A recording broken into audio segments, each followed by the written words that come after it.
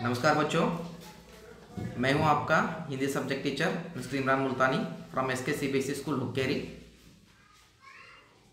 जैसे कि हिंदी कक्षा के लिए कोर्स बी पाठ्यक्रम के बारे में आप जान चुके हैं।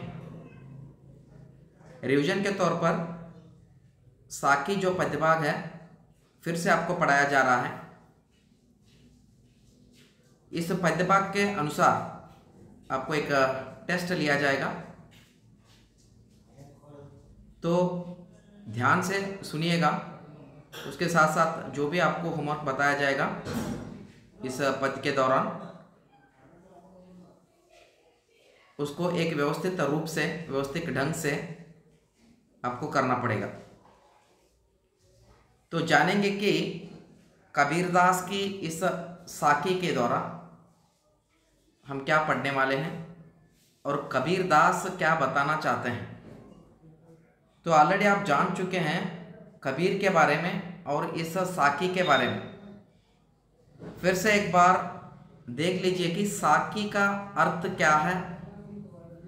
देखिए, साकी जो शब्द है साक्षी शब्द का ही तद्भव रूप है। तत्सम और तद्भव उत्पत्ति के आधार पर शब्दों को वर्गीकरण किया जाता है, जैसे कि तत्सम, तद्भव, देश, विदेश और संकर शब्द। इस तरह शब्द को उत्पत्ति के आधार पर वर्गीकरण किया जाता है। संस्कृत शब्द मतलब जो शब्द संस्कृत के समान है। तद्भव शब्द वे शब्द जो संस्कृत शब्द से उत्पन्न हुए, वे शब्दों को तद्भव कहा जाता है। तो साकी शब्द का अर्थ है यहाँ पर साक्षी। क्या है साकी शब्द का अर्थ? क्या है? साक्षी शब्द का तद्भव रूप है। इट मीन्स, इसका मतलब यह है साक्षी शब्द साक्ष्य से बना हुआ है। इसका अर्थ होता है प्रत्यक्ष ज्ञान। यहाँ पर जो प्रत्यक्ष ज्ञान है गुरु के द्वारा शिष्य को प्रदान किया जा रहा है, ये याद रखना जरूरी है। गुरु के द्वारा यानी कबीरदास गुरु हैं, अपने शिष्यों को प्रदान कर रहे हैं। तो आप यहाँ पे मैं गुरु हूँ तो मैं आपको प्रदान कर रहा हूँ प्रत्यक्ष ज्ञान। समझ में आ रहा है? सो यानी साकी का जो अर्थ हुआ, अपने अनुभवों को आधार पर जो शिष्य को यानी छात्रों को जो ज्ञान दिया जा रहा है, यह अपने जीवन में अपनाने के लिए महत्वपूर्ण होगा। तो इतना काफ़ी है, ऑलरेडी हम पढ़ चुके हैं। और कबीर की भाषा पचमेल खिचड़ी है, आपको मालूम है। तो देखिए यहाँ पे दोहा, किसको दोहा कहेंगे हम? जहाँ पे दो लाइन होंगे उसको कहेंगे दोहा। यानी दोहा मतलब अक्षर कम होंगे लेकिन उसका जो अर्थ होगा बहुत विस्तृत होगा। अक्षर जो है कम होंगे लेकिन अर्थ जो है विस्तृत होगा। तो ऐसे कबीर के दोहे यहाँ पर साकी के तौर पर पढ़ेंगे, यानी प्रत्यक्ष ज्ञान कबीर यहाँ पर देना चाहते हैं। तो देखिए पहला दोहा इस तरह है। ऐसी बानी बोलिए मन का आपा खोई, अपना तन शीतल कराई औरन को सुख होई। देखिए सिंपल सा दोहा है लेकिन इसका अर्थ बहुत गहरा है। ऐसी बानी बोलिए, आपको इस तरह बातें करना चाहिए। ऐसी बानी मतलब वाणी यानी बातें करो, बोली बोलो। ऐसी बानी बोलिए यानी कहिए। मन का आपा खोई, मन का आपा मतलब घमंड, आपका बिल्कुल घमंड नहीं दिखना चाहिए वहां पे। और उस बातों से, जो भी आप बात कर रहे हैं उस बातों से अपना तन शीतल कराई औरन को सुख होए। जो आप अच्छे बातें कर रहे हैं या स्वीट बोली आप बोल रहे हैं, वहां से, उन बातों से आपके तन को यानी आपके शरीर को ठंडक मिलना चाहिए। उसके साथ साथ दूसरों को भी सुख होना, सुख का महसूस होना जरूरी है। समझ में आया? देखिए ऐसी बानी बोली है मन का आपा खोए, अपना तन शीतल कराई औरन को सुख होए। आपको ऐसी बोली बोलना चाहिए, ऐसे बातें करना चाहिए, वहां पे आपका घमंड बिल्कुल नहीं दिखना चाहिए। उसके साथ साथ अपने तन को यानी अपने शरीर को ठंडक मिलते हुए दूसरों को भी सुख मिलना जरूरी है। समझ में आया? तो देखिए इसका जो भावार्थ है आप अपने शब्दों में लिखेंगे एक बुक में, और वह जो होमवर्क है मुझे आप भेजेंगे याद से, मैं देखूंगा हर एक का। उसके बाद दूसरा जो दोहा देखिए, कस्तूरी कुंडली बसे मृग ढूंढे बन माही, ऐसी घटी घटी राम है दुनिया देखई नाही। कस्तूरी मतलब एक सुगंधित पदार्थ। कस्तूरी का नाम क्या होता है? कस्तूरी का मतलब क्या है? एक सुगंधित पदार्थ जिसका स्मेल बहुत अच्छा हो, एक सुगंधित पदार्थ। कुंडली बसे, कुंडली मतलब कस्तूरी कुंडली बसे, कुंडली मतलब नाभि में, हिरण के नाभि में कस्तूरी बसी है। मृग मतलब हिरण, यहाँ पर लेना है आपको मृग के रूप में। कस्तूरी कुंडली बसे मृग ढूंढे बन माही, यानी जो सुगंधित पदार्थ है हिरण के नाभि में है, लेकिन हिरण उससे अनजान होकर कहाँ पे भटक रहा है? कहाँ पे भटक रहा है? जंगल में भटक रहा है। यानी उसको मालूम नहीं है कि जो सुगंधित पदार्थ है अपने नाभि में ही छिपा हुआ है। समझ में आ रहा? तो देखिए, ऐसे घटी घटी राम है दुनिया देख कहीं नहीं। उसी तरह हर एक मनुष्य है, हर एक मनुष्य जो है भगवान से अनजान होकर भगवान को ढूंढने के लिए मस्जिद, मंदिर और चर्च में घूम रहा है, इगर्च में जा रहा है, भगवान को ढूंढ रहा है, क्योंकि अनजान है कि भगवान जो है अपने में स्थिर है। भगवान हर एक जगह होता है, भगवान का हर एक जगह में स्थित है, लेकिन उसको ढूंढने की जरूरत नहीं, उसको पहचानने की जरूरत है। क्या है? कस्तूरी कुंडली बसे मृग ढूंढे बन माही, यानी जो सुगंधित पदार्थ है हिरण के नाभि में बसी है, लेकिन उससे अनजान होकर वन में ढूंढते हुए घूम रहा है। उसी तरह इसी घटी घटी राम, इसी तरह राम जो है इसी तरह है, और उसको राम को पहचान नहीं, यानी राम मतलब भगवान को नहीं पहचान पा रहे। तो ये समझ में आया होगा आपको। तीसरा जो दोहा देखेंगे, जब मैं था तब हरि नहीं। देखिए, जब मैं था यानी जब मैं मतलब अहंकार, जब मुझ में अहंकार था यानी ईगो था मुझ में, तब भगवान नहीं थे, तब हरि नहीं। अब हरि है, मैं नहीं। जब हरि मुझ में आ गए, वहां से मैं यानी अहंकार जो है मिट गया। जैसे कि सब अंधियारा मिट गया जब दीपक देखा माही। अंधियारा जो है, जहाँ पे दीपक आता है, दीपक आने पर अपनी रोशनी से अंधियारा को मिटा देता है।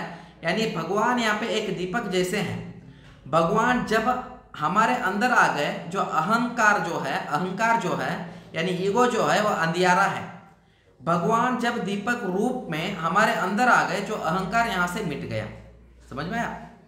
तो सिंपल सा है, समझने की कोशिश कीजिए। उसके बाद एक नहीं दो बार आप देख सकते हैं इसको।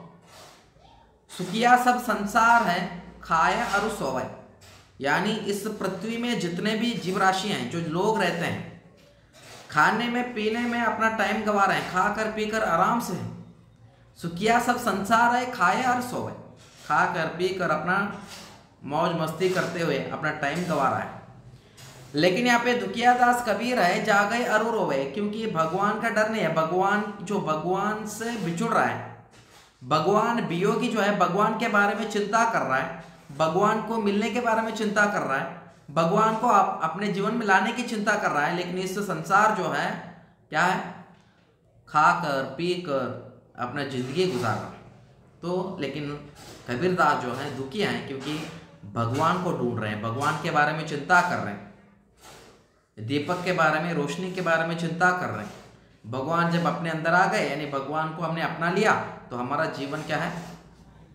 अच्छा बनेगा, यानी मोक्ष मिलेगा हमको। उसके बाद देखिए नेक्स्ट वन, बिरह भुवंगम तन बसे। बिरह मतलब बिछुड़ने वाला, वियोग, बिरह बिछुड़ने, भुवंगम मतलब सर्प, बिरह भुवंगम तन बसे, यानी बिछुड़ने का सर्प जो है अपने तन में बसा है, अपने शरीर में बसा है। जो प्रेम और प्रेमिका रहते हैं, प्रेमिका को छोड़कर प्रेमी नहीं रह सकता।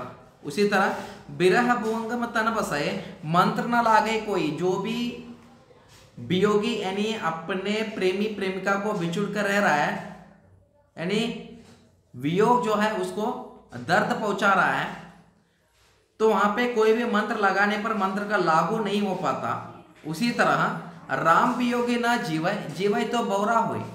राम को छोड़कर यानी भगवान को छोड़कर कोई भी जी नहीं सकता। अगर भगवान को छोड़कर जिएगा तो यहाँ पर बौरा हो जाएगा, मतलब पागल हो जाएगा।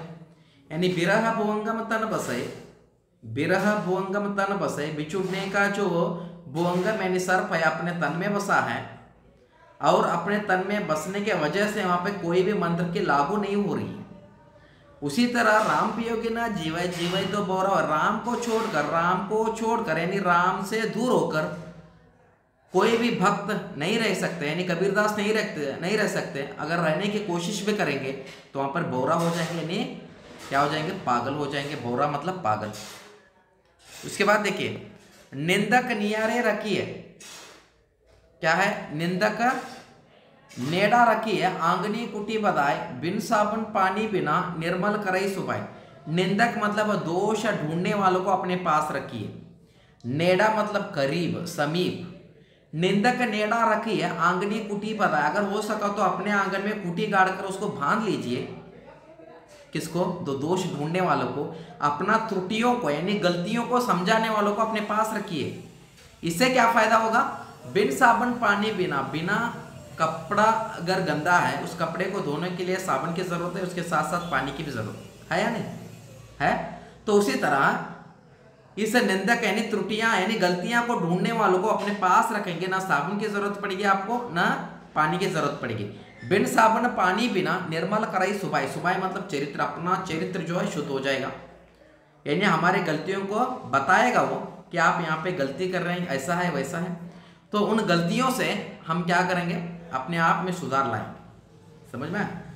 तो उसके बाद देखिए नेक्स्ट वन, पोती पड़ी पड़ी जगमुआ।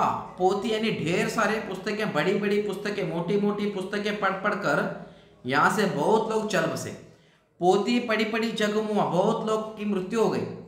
पंडित बयाना कोई, लेकिन उसमें से कोई भी पंडित नहीं बन सका है। इट मीन्स ज्ञानी नहीं बन सका, कोई भी ज्ञानी नहीं बन सका, क्योंकि एक आशीर पीव का पढ़े सो पंडित हुए। क्योंकि अगर भगवान रूपी प्रेम का एक भी अक्षर वह पढ़ लेता तो वह ज्ञानी होता। तो भगवान रूपी प्रेम का अक्षर नहीं पढ़ने के वजह से कोई भी पंडित नहीं बन सका।